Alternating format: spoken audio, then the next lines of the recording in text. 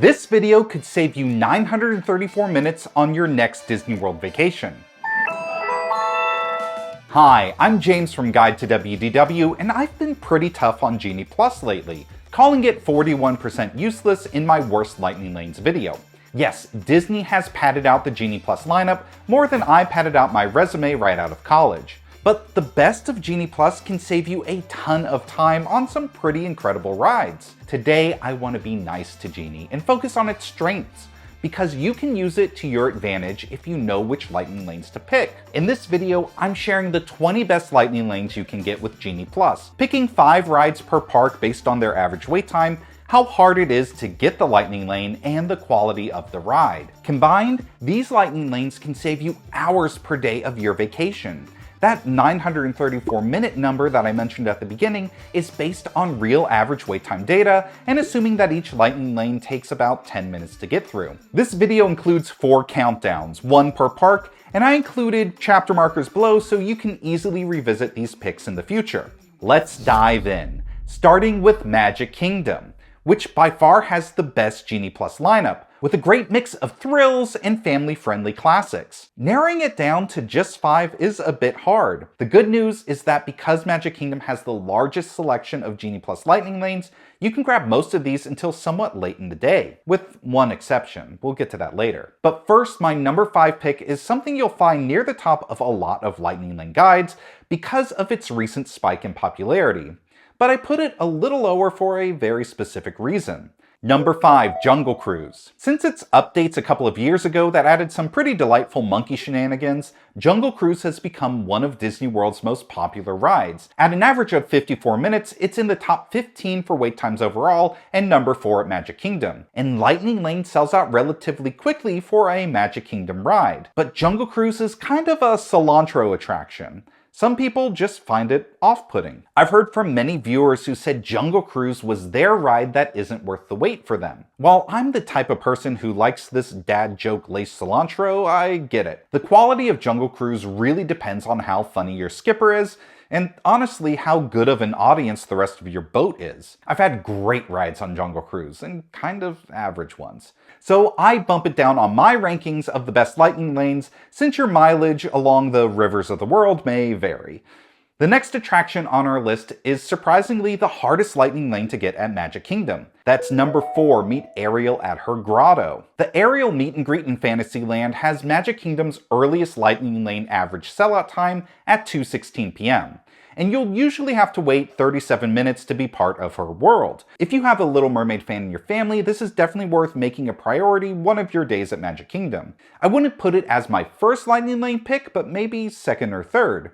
If you're not interested in meeting Ariel, this pick could be swapped with any of the other Genie Plus meet and greets, Cinderella, Tiana, or Mickey Mouse. These other meet and greets don't sell out quite as fast as Ariel, but they still sell out about as fast or even faster than Jungle Cruise, and they all have very similar wait times. Most importantly, lines for meet and greets are among my least favorite things at Disney World.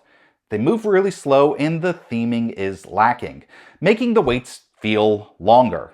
All of these are a great use of Lightning Lane if you're interested in meeting that character. The next pick makes me grin, but not in a grim way because I get to talk about one of my favorite rides ever. Number 3, Haunted Mansion, which is just a perfect attraction. If I was forced to pick only one ride to go on for the rest of my mortal existence, it would be Haunted Mansion. But the wait to see these happy haunts materialize can feel like an eternity. It had the 5th longest wait time at Magic Kingdom last year, and while the outdoor queue does have some fun effects, I'd much rather avoid the average 47-minute wait here and use Genie Plus. This is one of the easier Lightning Lanes to get on this list, selling out by 8 p.m. So it doesn't need to be one of your first picks, but I get a great amount of joy whenever I get a Lightning Lane for this ride and get that special sound scanning in. Okay, time for a little redemption, because last time I talked about this ride, it was in a not so positive light. Number 2, Space Mountain. Earlier this year, I made a video about the rides that I think aren't worth the wait, and I included Space Mountain. And many viewers called me crazy, and stupid, and crazy stupid. So I have an apology to make to Space Mountain. Space, I'm sorry. Yes, you have a ridiculously long wait for a ride that goes only slightly faster than the Barnstormer. You also have the most awkward seating at Disney World, and you've probably destroyed every vertebrae in my back. But you know who else I can say that about?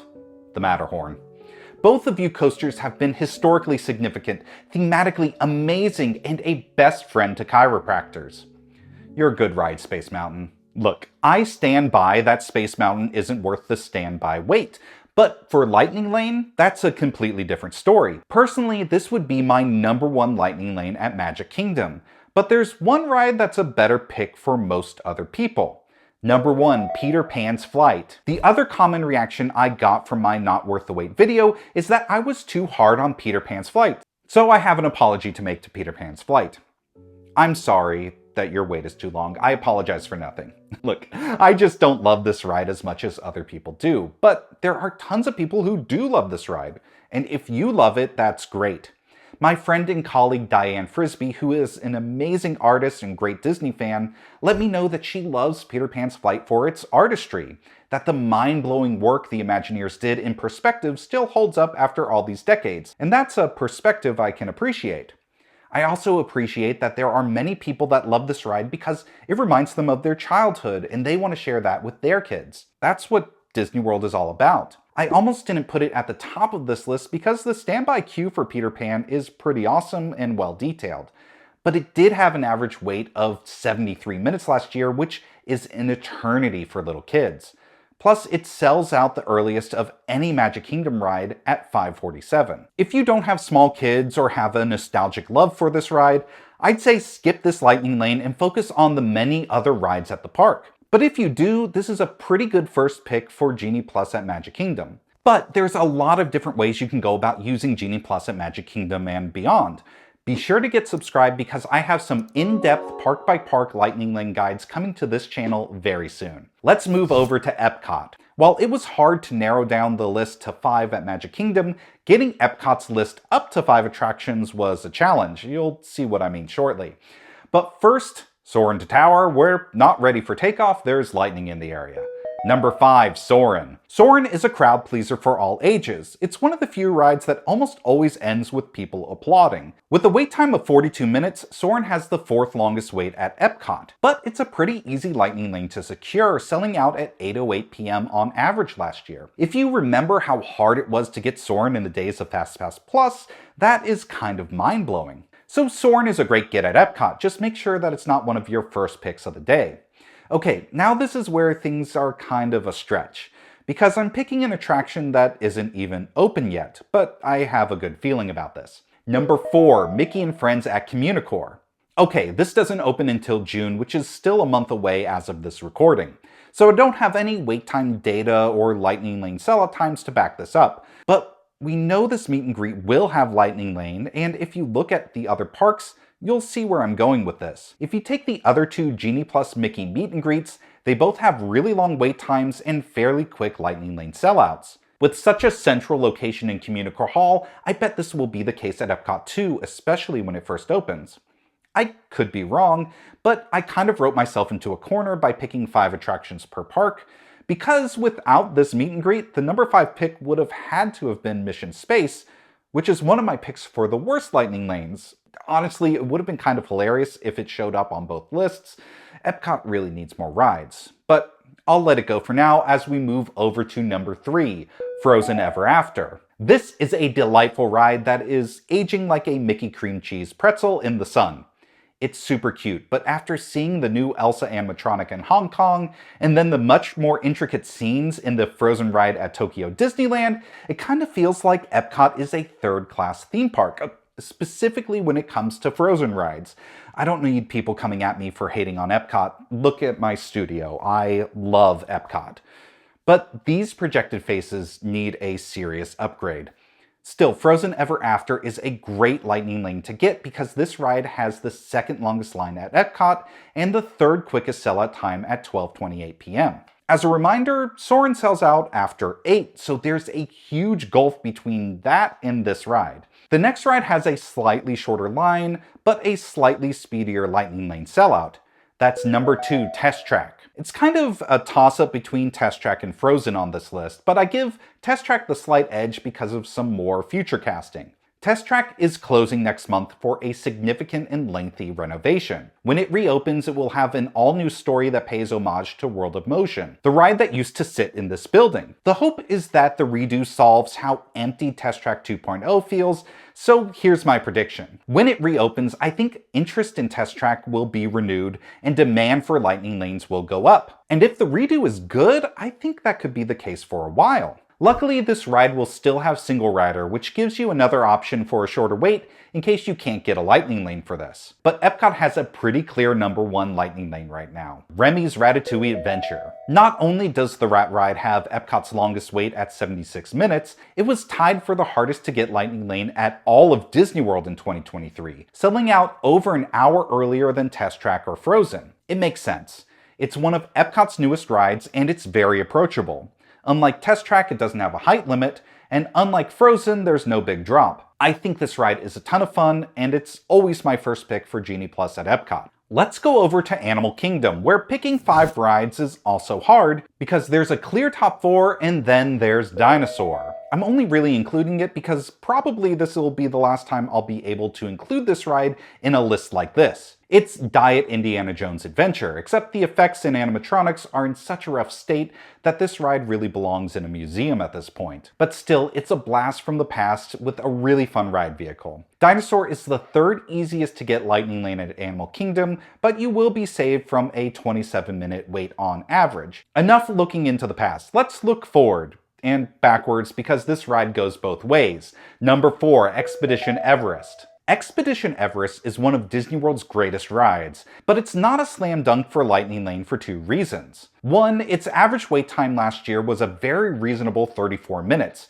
which is much shorter than any other e-ticket coaster at Disney World. And 2, it offers single rider, so you can easily get on this ride with a short wait without Genie Plus. Even still, it's easy to recommend this Lightning Lane because the ride slaps, and it's almost as easy to get as Dinosaur. The number 3 pick is actually the hardest Lightning Lane to get at Animal Kingdom, and hardest to get meet and greet in all 4 parks. That's number 3, meet favorite Disney pals at Adventurers Outpost. This is the Mickey and Minnie meet and greet, and it also has the 3rd longest wait time at Animal Kingdom. If you want to meet Mickey and Minnie, I'd make this your 2nd or 3rd Lightning Lane pick of the day at Animal Kingdom to save a ton of time in a boring line. The next 2 rides include one of my top 10 favorite rides at Disney World and one of my biggest disappointments. And they're not in the order that you'd think. Number 2, Kilimanjaro Safaris. This is one of my favorites, and a day at Animal Kingdom is not complete without a ride on the safari.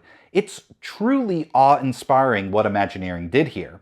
I've been going on it for 26 years now, and unlike me, it never gets old. This ride has an average wait of 39 minutes, which isn't nothing, and Lightning Lane sold out on average last year at 4:33 p.m., so you'll usually have some time to get a reservation. Now we go to the disappointing ride, but it is a slam dunk for Genie Plus. Number 1, Na'vi River Journey. I've gone over my issues with this boat ride before. It isn't long enough and has way lower capacity than it needs. That last issue is probably a large contributor to the fact that Na'vi River Journey had an average wait of 72 minutes last year. A wait time that I see and say, pasik.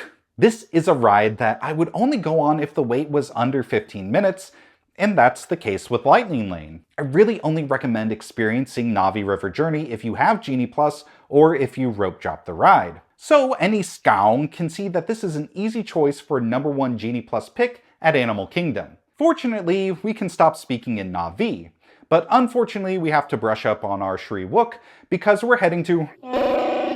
We're back to having too many good choices, because Hollywood Studios is jam-packed with e-ticket attractions and the longest lines at Disney World. Starting with number 5, Mickey and Minnie's Runaway Railway. Nothing can stop us now, especially if we have a Lightning Lane to bypass the standby line, which was a hefty 64 minutes on average last year.